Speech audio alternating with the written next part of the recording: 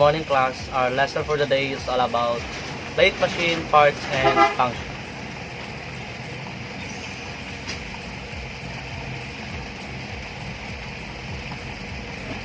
Okay, what is lathe machine? What is lathe machine? What is lathe machine? Okay, a lathe machine is a machine that can produce or fabricate in metals, and also it is rotated by the use of the motor connecting to the spindle, and spindle will hold the chuck, and the chuck will hold the what? The workpiece. Okay, the workpiece now is the one we will operate through the cutting tool, and we will proceed now for the parts and function so that we can proceed onto the next topic, which is the attachment and accessories. Okay. Parts and function. It's a kind of lathe machine.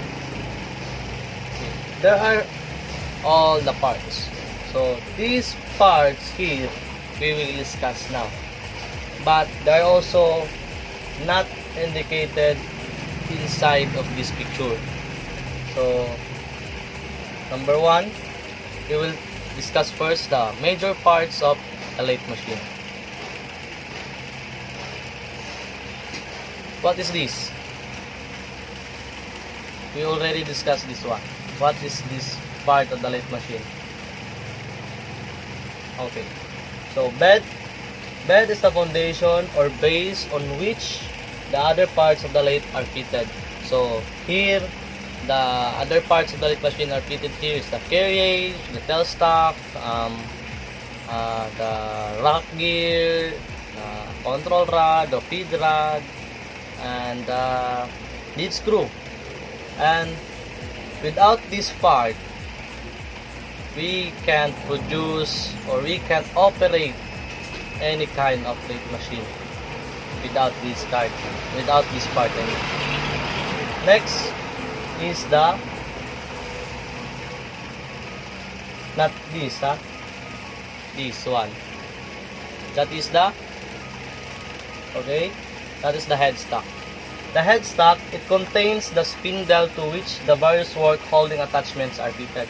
So in this headstock, inside of this headstock, there are a lot of gears, mechanism, and beside or sa likod niya, meron niyang mga gears that you will set so that you can adjust the gearing or the threading on that particular operation. Next one is, this is also the major part. So without this one, we can do the cutting of the workpiece. So this is called what? Okay, so this is the carriage. So carriage now, this includes the most of the parts in the lathe machine. So it includes the saddle, the apron, the crossline, longitudinal feed, and saw cutting, mechanism, compound, it's not compound, but compound rest and toll post. The cutting tool, it's a process to control by the carriage which is moved along the way by hand or by power feed. So this carriage, major part of the lathe machine, you can do the cutting through manually or through automatic. So there are set up here. When you go up and down in this lever, move this one, you can do the automatic for the carriage to move automatically. So this one also, this handle, this hand wheel, this is the manual purpose of the carriage. Next,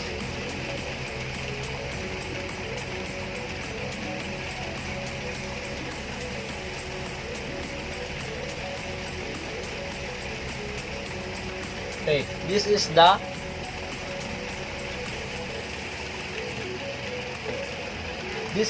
power feed and thread mechanism. So this is the power feed thread and mechanism. Here there are a lot of quadrant gear, pulley, and there's a levers here that you will set, and the feed plate that indicates what would be the threading or the pitch or the TPI on particular operation.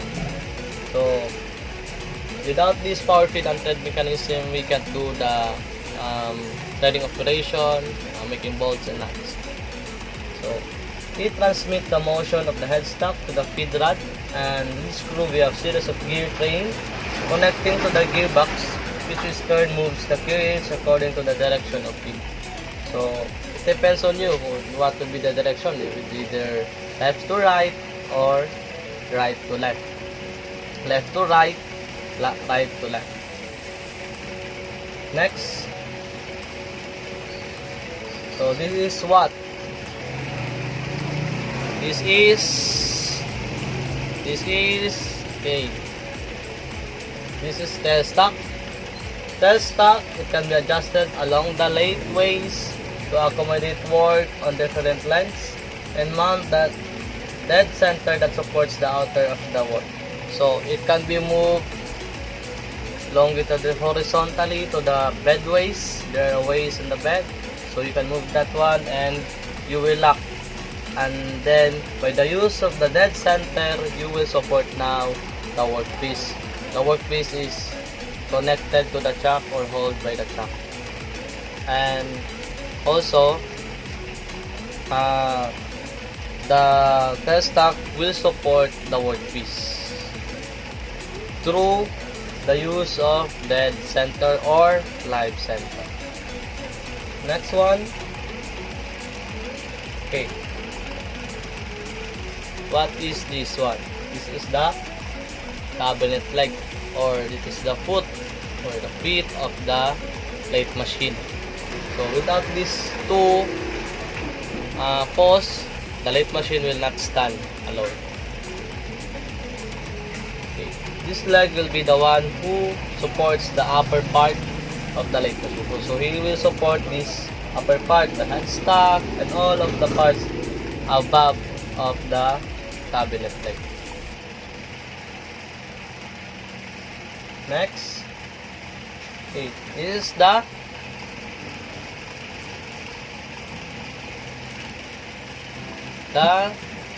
zero speed switch. Okay.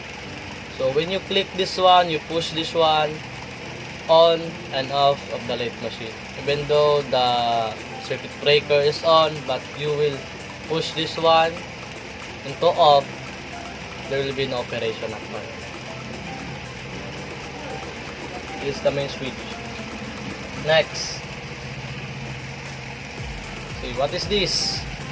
So we are now setting here the feed thread of the lathe machine. So this is feed plate. So there will be numbers, there will be a setups here, and you will set that one so that you can do an accurate operation of what would be the customer that they will want you to do on those particular workpiece.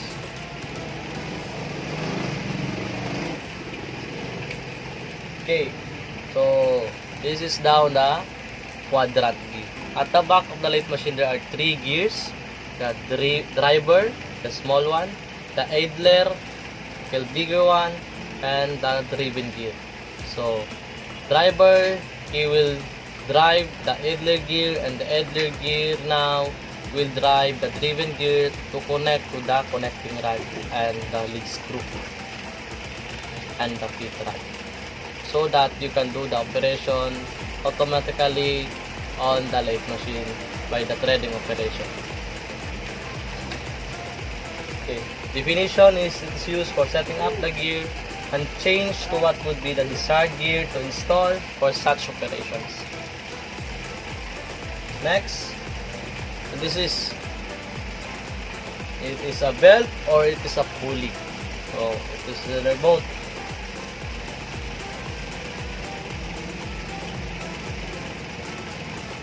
So it is a bevel drive. This is the bevel drive. He is the one who will transmit the power from the motor to the other pulley. Okay. This is the use to transmit the force from the driver to the driven pulley. So the driver starts from the motor of the machine and thereby transmit the power to the driven gear which is connected to the headstock. And the headstock will now produce the mechanism inside and turn the spindle connecting to the shaft. Next, okay, spindle. So spindle is the one will rotate the chuck. Okay. Spindle now is a rod or pin serving as an axis that revolves on which electronic motor revolves. So it will revolve on which electronic motor. So that electronic motor came from the pulley, connected to the pulley to the driven pulley. And next is the feed reverse.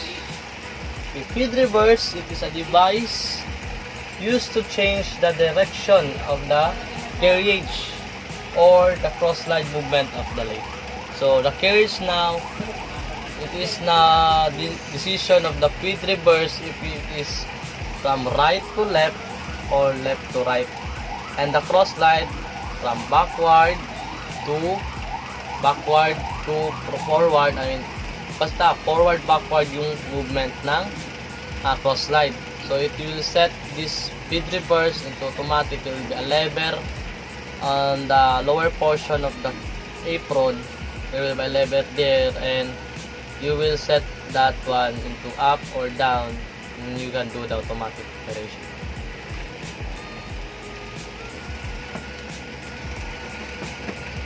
Next, okay, so what is this? That is a RPM selector dial. So this is the selector dial so that you can adjust the revolution of the chuck. If it is what could be the example, it is high, medium, and low, like for example in our lathe machine in the school. So RPM selector, a device used to change the RPM of the spindle connected to the chuck. Okay, what is this? This one. So that is a cross slide. Cross slide where the tool post, here is the compound rest. Dito yan, naka-attach. And the compound rest is attached to the cross slide, and the tool post is attached to the compound rest. And can be moved vertically pataas. When you are facing on the cross slide, so vertical papunta doon, horizontal dito. Next, that is now the tool holder, and that is used for holding the cutting tool. So it's simply just hold the cutting tool. That is tool holder. Okay, what is this? That is compound rest. It is used for taper operation. On the lathe can be rotate 360 degree.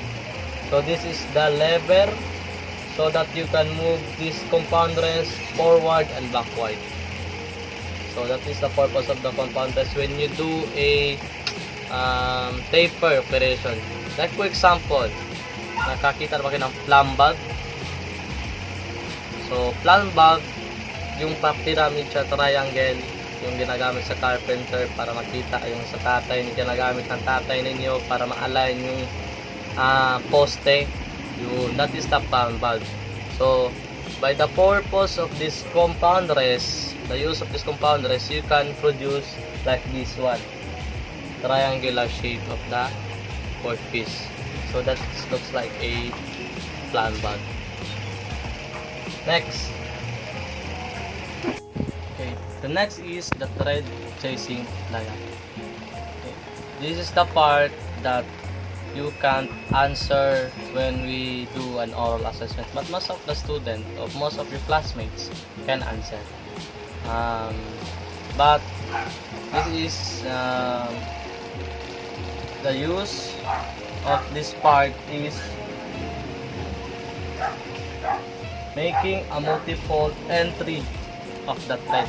So for example, you have a bolt and that bolt is just one entry also.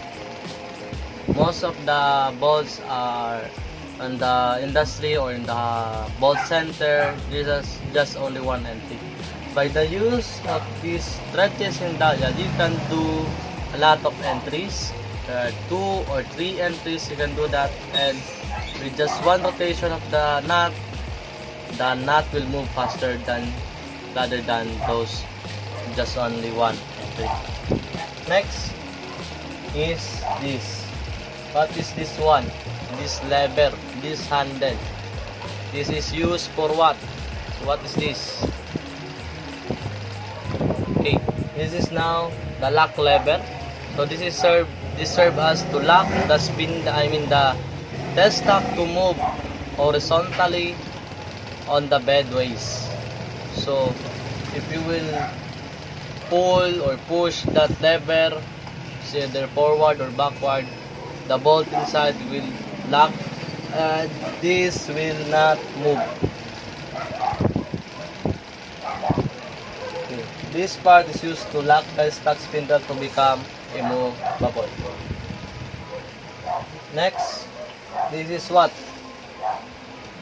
This is the test stock assembly. Most of the parts are here inside. Ways, ball clamp lever, lam lock, test stock, and here is the set over screw. Next is we will discuss now this is the test stock spindle. So this test stock spindle, the dead center is now attached in here, or the live center.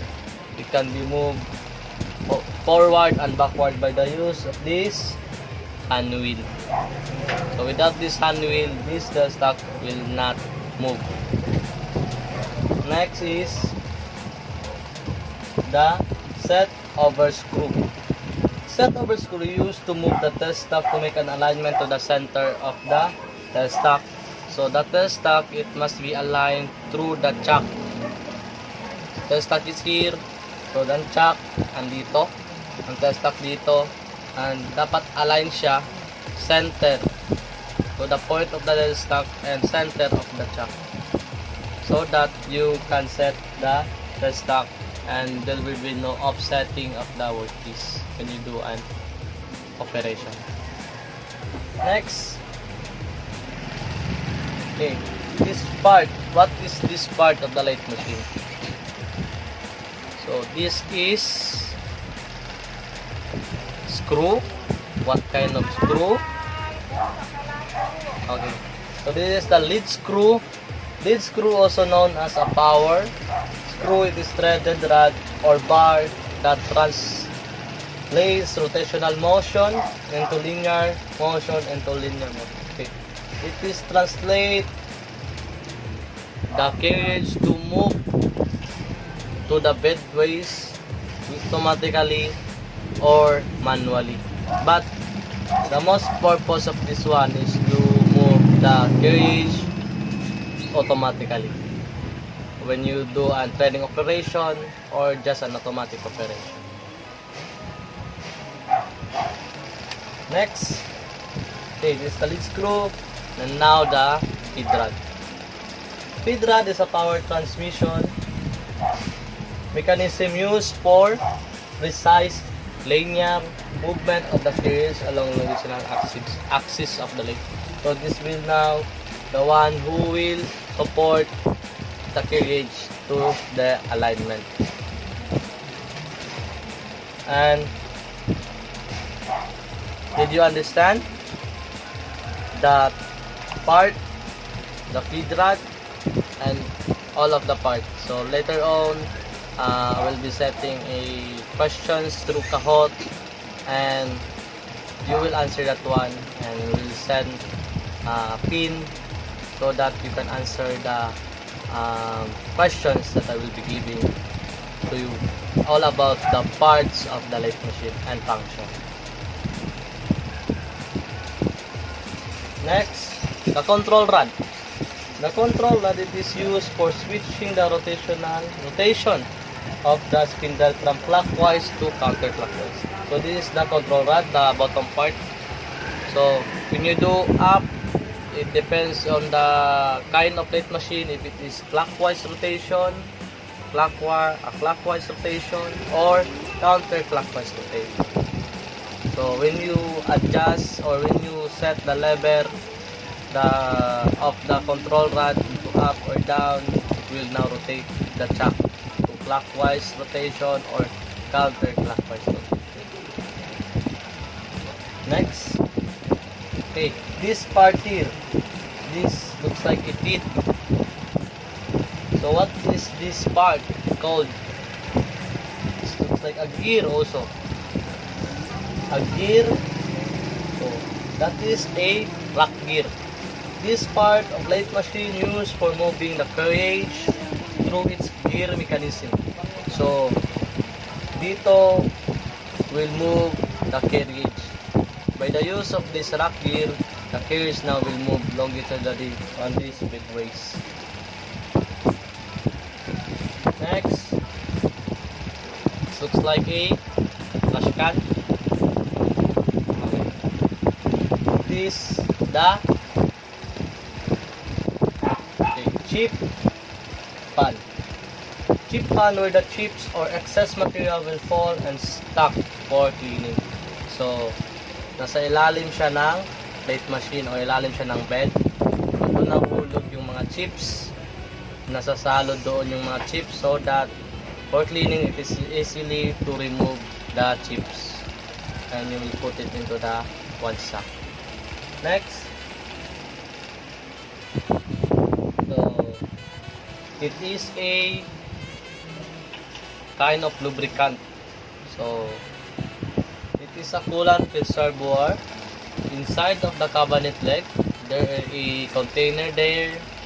There are container there so that we will stock the coolant reservoir, and by the use of the motor, the water or the coolant reservoir will go to the chuck or the workpiece, so that the hotness of the workpiece on the cutting tool will now get cold.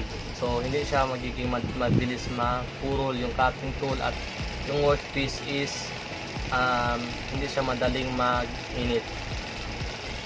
At also malambot yung workpiece, hindi siya matigas.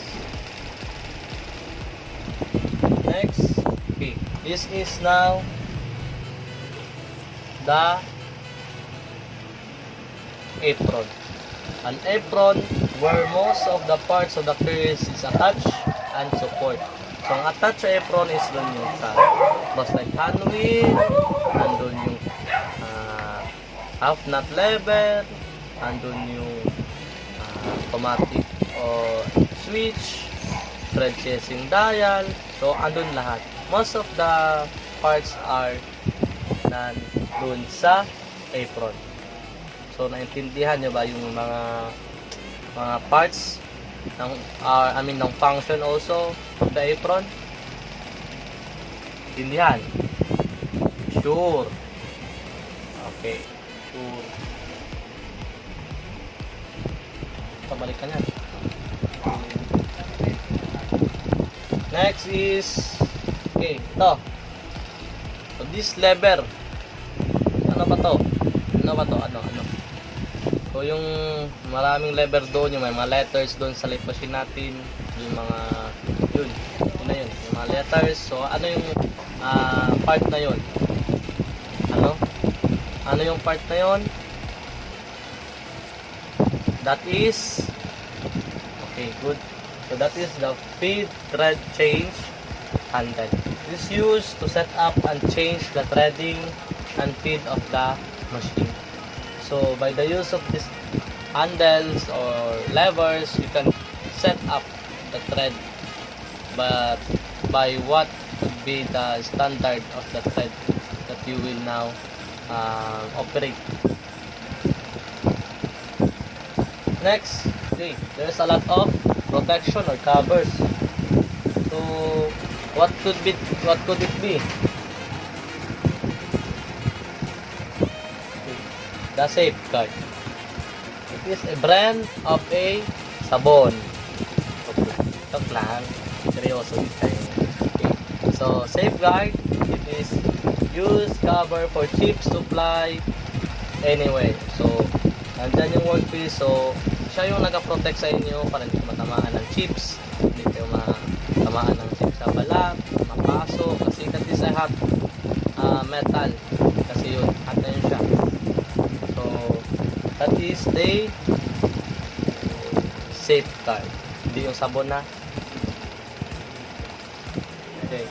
Next, this is now the what? Highway. So that is the waste. It is a waste. It is used for moving the carriage, the tailstock smooth or easily. By the use of this waste, the carriage and the tailstock can move easily and smooth. So dapat lagyan nyo rin siya ng oil para mag-move siya easily. Let's go.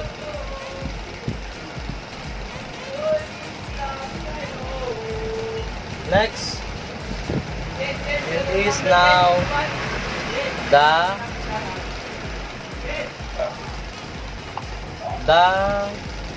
okay, ano yun? Okay, here, that is the compound rest handwheel. Ito, hindi ito. Pero, if it is kabuuan or all of this, it is now the compound rest. This is the compound rest. This is the compound rest handwheel. It is used to move backward and forward of the compound rest. Next. Okay. What is this? This part looks like a hand wheel or lever or handle. But actually that is a cross slide hand wheel. It's used to move the cross slide backward and forward. Did you get it? Nakuha.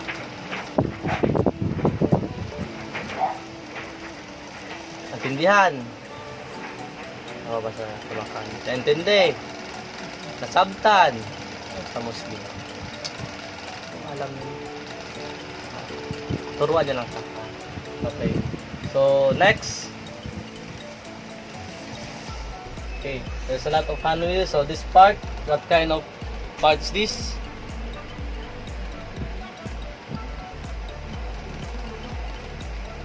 That is a cross slide. I mean cross slide. Balik tayo cross slide. Carriage hand wheel. So carriage hand wheel is used to move the carriage horizontally to the big ways. So by the purpose of this hand wheel, we can now move the carriage. Next. Okay. That is an assembly. Chop siya. So it is used for what do you call this, holding the workpiece. Okay, so that is the chuck. It is used for holding the material to be worked.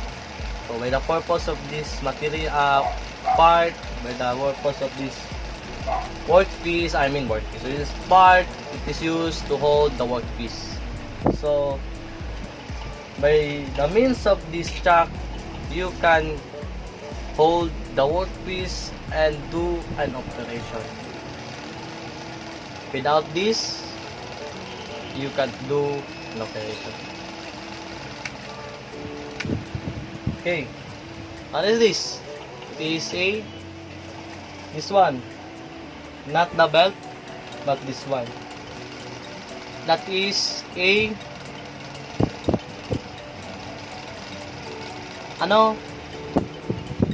pulley. It is used for what?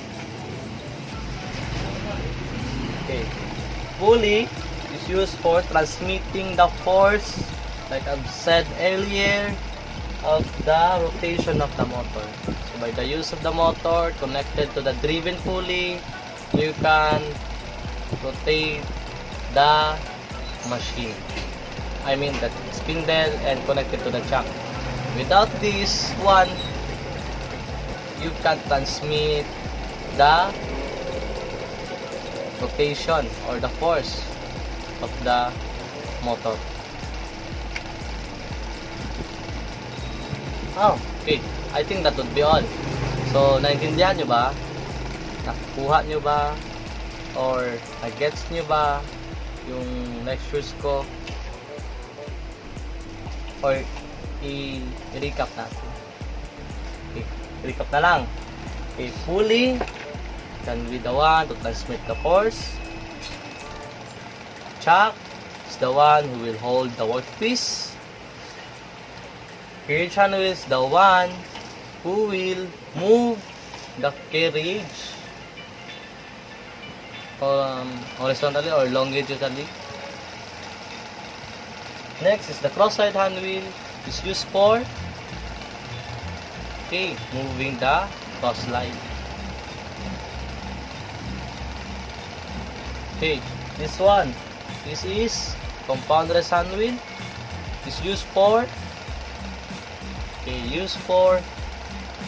moving the compound rest. Next, the waist. It is used, or the function of this one is what? It is function of moving the carriage and stock smooth. Naintindihan? Okay. Next, safeguard. It is used for protecting yourself from the flying chips. And also the others who are watching you beside of the lathe machine. Next, the feed and thread change handle is the one who will set the thread, gears, levers for you to do an automatic threading operation. Apron, most of the parts are attached in the apron. Coolant reservoir is used for cooling the workpiece or cutting tool. Chip pan, so it is used for what? Ano daw? Okay. Used for chip pan is used for siya yung tagasalot ng mga chips para hindi mahulog sa EDSA. Rack gear is what? It's used for moving the carriage. Control rod. What is control rod? Used for switching the rotation. Okay. Next, bilisan natin. Lead screw. Lead screw is used for transmitting the power of that rotation of the linear motion. Next, the set over screw used for aligning the stock to the chuck. The stock spindle is used for holding the dead center, the live center, um, so that it will be supported by the workpiece mounted by the truck. A lock lever used for locking the chuck so that locking the test stock so that the test stock will not move anymore. Thread changing dial is used for setting the thread to make a multiple entry of that thread.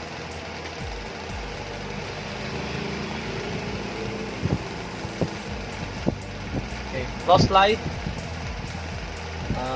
This is the one who will do a cutting para i-forward yung compounders by the use of this anvil.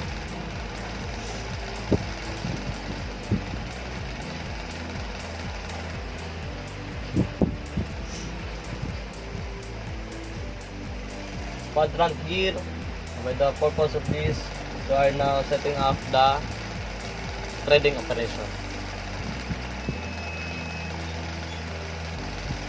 Feed plate. So there will be a standards of the feed plate. So you will now set up the thread of the customer that they want you to operate.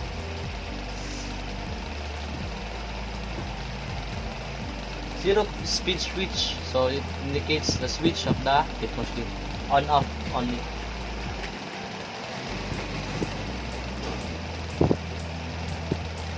Okay, test stock is the one who will hold and supports the workpiece. Power thread and feed mechanism. So siya yung nag-set up ng mga threading sa likod at sa lever dito. Carriage, so this move horizontally so that you can do an operation on the lathe machine. Headstock is the brain of the lathe machine. Inside of this is a lot of gear train and mechanism inside of that to do the operation so that this chuck will now rotate.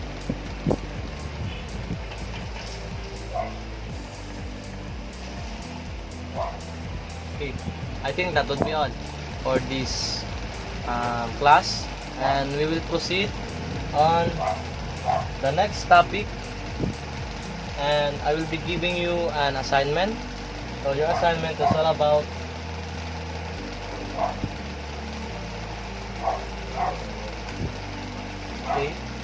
that is